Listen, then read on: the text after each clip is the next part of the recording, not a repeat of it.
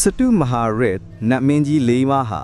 တကူစွမ်းအားအလွန်ကြီးမားကြပြီးလောကကိုစောင့်ရှောက်နေကြတဲ့လောကပါလနတ်မင်းကြီး၄ပါးအဖြစ်လေလူသိများကြပါတယ်စတုမဟာရစ်နတ်ပြည်ဟာနတ်ပြည်6ထပ်မှာအောက်ဆုံးနတ်ပြည်တစ်ခုဖြစ်ပါတယ်အထက်နတ်ဘုံများလို့မဟုတ်ပဲလူပြည်လူလောကနဲ့နီးစပ်တဲ့နတ်ဘုံတစ်ခုဖြစ်ပါတယ်လူပြည်မှာရှိကြတဲ့ရုတ်ခဆိုဘုံမဆိုးစတဲ့နတ်များဟာစတုမဟာရစ်အနွယ်ဝင်အစင်းနှိမ်နတ်များဖြစ်ကြပြီးစုံကဝေအစရှိသည်တို့ကလည်းစတုမဟာရစ်နတ်မင်းလေးပါအထူးသဖြင့်ကုဝေရနတ်မင်းကြီးရဲ့အာနာဇတ်အောက်မှာရှိတယ်လို့ဆိုနိုင်ပါတယ်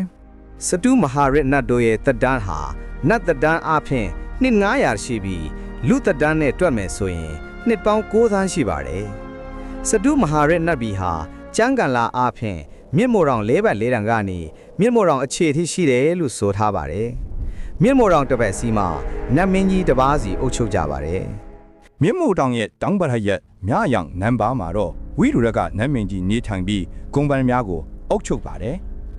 ဂုံပန်ဆိုတာကတော့ကြီးမားသောဝမ်းပိုက်ကိုခန္ဓာအောက်ပိုင်းနဲ့ပြူးကျယ်နီမြန်သောမျက်စိရှိပြီးကြမ်းတမ်းတဲ့ရုပ်အသွင်ရှိတဲ့နတ်တဏ္ဍာတစ်မျိုးလို့ဆိုနိုင်ပါတယ်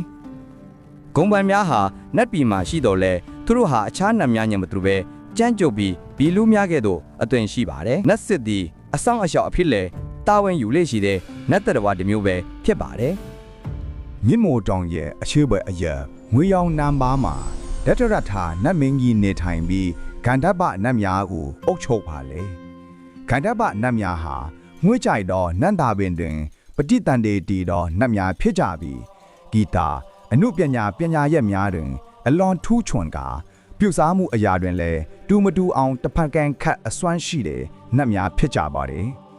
တတဝအများစုရဲ့စိတ်များကိုအမျိုးမျိုးလှိပ်စားနိုင်စွမ်းပြုစားနိုင်စွမ်းရှိကြပါတယ်မြင့်မို့တောင်ရဲ့ဖန်ယောင်အဆင်းရှိအနောက်ဘက်အရက်မှာတော့စတုမဟာရစ်အနွယ်ဝဲနတ်နဂါအပေါင်းတို့နေထိုင်ပါတယ်နတ်နဂါများဟာတာမန်နဂါများနဲ့မတူပဲတကိုးစွမ်းအားအလွန်ကြီးမားပြင်းထန်ကြပါတယ်နတ်အစင်တန်းရှိပြီးတန်ရှင်းတောက်ပါသောအတွင်လည်းရှိကြပါတယ်လိုရာအတွင်ဖန်ဆင်းနိုင်တဲ့အဋ္ဌိပါဒအစွမ်းရှိကြပါတယ်ထိုနတ်နဂါများကိုဝိဂူပခနတ်မင်းကြီးအုပ်ချုပ်ပါတယ်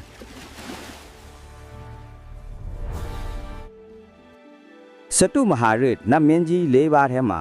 လူသည့်အများဆုံးနဲ့အထင်ရှားဆုံးမှာတော့မြင့်မို့တောင်ရဲ့ရွှေရောင်တောက်ပါသောညောက်ဖက်မှာ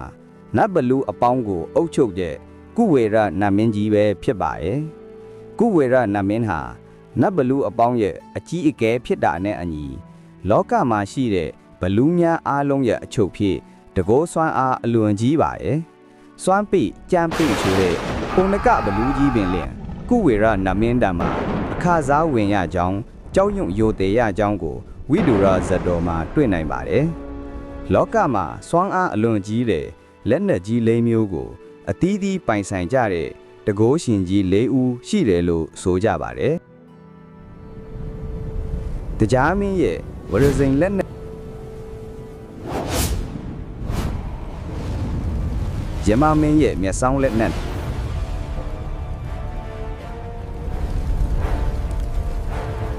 အာလာဝကဘလူးကြီးရဲ့ဝိုက်ဖြူနတ်ပစိုးလက်နက်ကိုနဲ့အတူကုဝေရနတ်မင်းကြီးရဲ့တန်တင်းဖုတ်လက်နက်တို့ပဲဖြစ်ကြပါတယ်ကုဝေရနတ်မင်းကြီးရဲ့အရှိအတဲ့အကြောင်းကိုပြောရရင်ကတ္တပဗရာရှင်လက်ထက်မှာကုဝေရလို့ခေါ်တဲ့ကြံရည်ဆိုင်ပိုင်ရှင်တထေးတူထစ်ခဲ့ပါတယ်သူဟာကြံရည်ဆိုင်9ဆိုင်ပိုင်ဆိုင်ခဲ့ရမှာဒီဇိုင်းကရတဲ့အမြတ်အလုံးကိုလူတန်းခဲ့ပါတယ်အဲ့ဒီဆိုင်ကလည်းအခြားဆိုင်တွေထက်ပိုမိုရောင်းချရလို့အမြတ်များစွာရရှိခဲ့ပါတယ်နောက်ပိုင်းမှာတော့စေတနာထက်ထန်လာပြီးဆိုင်9ဆိုင်လုံးရဲ့အမြတ်ငွေတွေကိုနှစ်ပေါင်း2000တိုင်လူတန်းခဲ့ပါတယ်အဲ့ဒီကောင်းမှုကုသိုလ်တွေကြောင့်ကွယ်လွန်သောအခါစတုမဟာရိတ်နတ်ပြည်မှာကုဝေရာမီတော့နတ်မင်းဖြစ်လာခဲ့ပါတယ်စတုမဟာရစ်နတ်ဘုံရှိနတ်ဘလူးများဟာတာမန်ဘလူးများထက်တကိုးစွမ်းအားအလွန်ကြီးမားကဥစ္စာဒနာယရနာများကိုစောင့်ရှောက်ကြရပါတယ်နတ်ဘလူးများရဲ့အုပ်ချုပ်သူကုဝေရနတ်မင်းကိုယ်တိုင်ပင်စည်းစိမ်ချမ်းသာပေးကမ်းနိုင်သောနတ်မင်းဝေတဝါနတ်မင်းအဖြစ်လဲထင်ရှားပါတယ်ကုဝေရနတ်မင်းကြီးဟာအခုလိုနတ်ပြည်ရဲ့ဗနာဇိုးနတ်မင်းဖြစ်တယ်လို့လောကမှာရှိသမျှသောဂမ်ဘီယာတိုက် ယရနာတိုက်အပေါင်းတို့ရဲ့အုတ်ချုပ်သူအချုပ်လည်းဖြစ်ပါတယ် ဒါကြောင့်ပဲရှေးရခင်နဲ့ကဂမ်ဘီရပညာရှင်တွေနဲ့ဇီဝလုပ်ငန်းရှင်တွေဟာကုဝေရနမင်းကြီးကိုပူဇော်ကြလေရှိပါတယ် တခုသတိပြုရမှာကတော့ဗုဒ္ဓဘာသာဝင်များအနေနဲ့ဖျားတရားတန်ခါယရနာ၃ပါးကိုသာအမျက်ဆုံးကိုးကွယ်ရာအဖြစ်ထားရှိပြီးနတ်မင်းကြီးတွေကိုတော့လောကီအကျိုးစီးပွားစောင့်ရှောက်သူမိတ်ဆွေကြီးများတစ်ဖွဲသဘောထားပြီးမေတ္တာပို့အမျှဝေပူဇော်ခြင်းကသာအသင့်တော်ဆုံးဖြစ်ပါလိမ့်မယ်ခင်ဗျာယခုဖော်ပြခဲ့တာကတော့လောကကိုစောင့်ရှောက်တဲ့လောကပါဠနတ်မင်းကြီး၄ပါးအထူးထင်ရှားတဲ့စတုမဟာရိတ်နတ်မင်းကြီး၄ပါးရဲ့အကြောင်းပဲဖြစ်ပါတယ်ခင်ဗျာ